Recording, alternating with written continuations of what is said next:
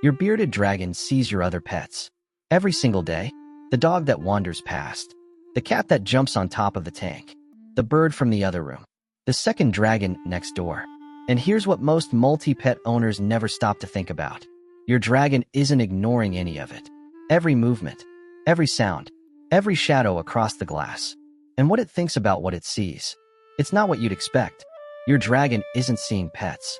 It's seeing something much older than that, built into its nervous system long before it ever lived in a tank. Understand that, and you'll never set up a multi-pet home the same way again. Here's the question most multi-pet owners never ask. Does my bearded dragon feel safe? Not comfortable. Safe. There's a massive difference between a dragon that tolerates other animals and one that actually feels secure.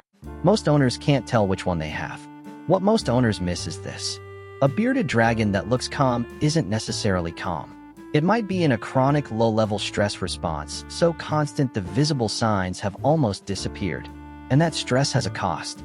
Slow compounding, appetite, immune function, lifespan. So let's talk about what's really happening. Let's start with the most important thing. Your bearded dragon is a prey animal, not somewhere in the middle. Purely, fundamentally, prey. In the Australian outback, bearded dragons sit near the bottom of the food chain. Eagles from above, goannas on the ground, snakes in their burrows. Their entire nervous system is calibrated to one directive: detect threats and survive them. That nervous system came home with your dragon. And when your cat walks past, low, silent, fluid, your dragon's brain doesn't see a pet. It sees a predator silhouette, the shape, the low approach angle, all matching patterns encoded over millions of years. Research published in the journal Behavior found that bearded dragons and related agamids show measurable physiological stress responses to the visual presence of predator-shaped animals, even animals they've never encountered, even when safely enclosed. The glass doesn't turn off the threat response. But that's not the interesting part. The response isn't the same for every animal. Your dragon reads each pet differently, and those differences change how you manage a multi-pet home entirely. Here's how your dragon reads each animal in your home. Dogs. Dogs are large and unpredictable, but they make noise, barking, panting, scrabbling on floors. And sound, for a bearded dragon, is less threatening than visual movement. A dog your dragon can hear coming is less stressful than one that appears silently. Larger dogs that move slowly produce less stress than small, fast, erratic ones. The quick movements of a Jack Russell are far more threatening than the slow presence of a Labrador. Cats, the most problematic. Cats move like predators. Silent. Low. They stalk. They fix a gaze and hold it. They jump directly onto enclosures. Every one of those behaviors triggers a different alarm in your dragon's threat system.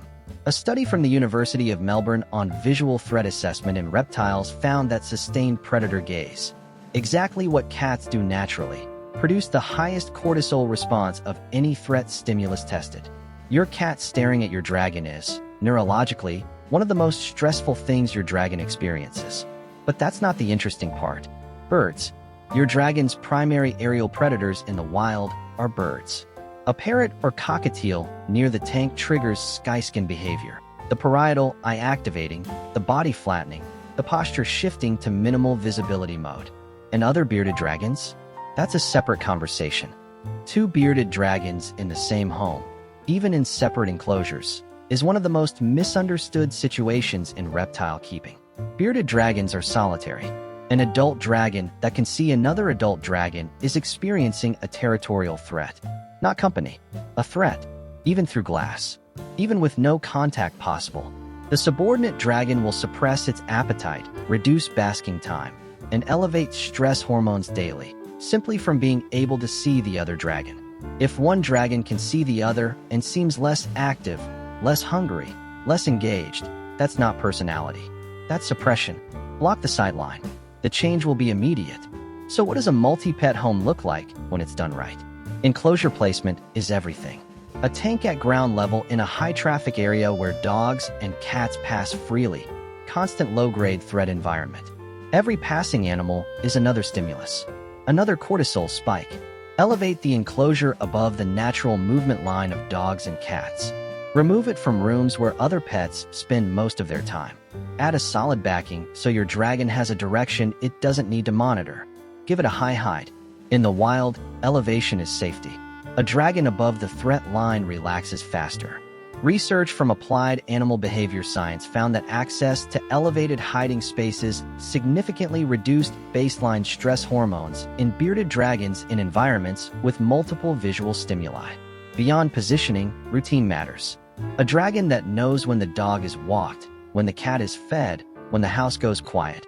It can predict the threat cycle and relax between peaks. Unpredictable activity is far more stressful than predictable activity at the same level. Your dragon doesn't need a pet-free home. It needs a predictable one. Most owners in multi-pet homes love all their animals. They've introduced them carefully, watched for obvious signs of stress, done what they thought was right. And their dragon is still quietly struggling. Because the signs of chronic stress in a bearded dragon are easy to miss. They're not dramatic. A slightly less active dragon. A slightly reduced appetite. A slightly duller color. A dragon that doesn't come to the front of the tank as often. Those aren't personality quirks. They're signals. Owners who learn to read them have the longest-lived dragons. But that's not the interesting part. And here's what happens when you fix the environment. Elevate. Block the sightlines. Add the high height. The change can be visible within days. Appetite comes back. Color brightens. Posture opens. You didn't add anything new. You removed what was draining it. Sharing a home between a bearded dragon and other pets can work, but only when you understand that your dragon isn't processing your other animals the way you are. You see a soft cat, a goofy dog, lively birds. Your dragon sees a predator silhouette, an aerial threat, a territorial rival. That gap is where the damage happens. Close it. Elevate the enclosure. Manage the sight lines. Give your dragon a space where its nervous system can rest. A dragon that feels safe eats better, sheds better, lives longer. Every system works better when it isn't spending all day on threat assessment. Your bearded dragon shares your home with animals it would never encounter in the wild.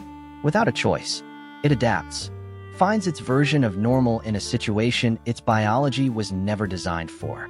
And it still comes to the glass when you walk by, watches for you, responds to your presence differently than anything else in the room.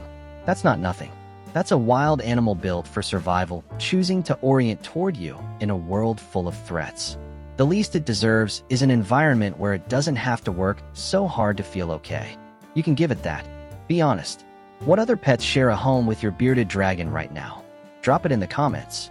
I want to know.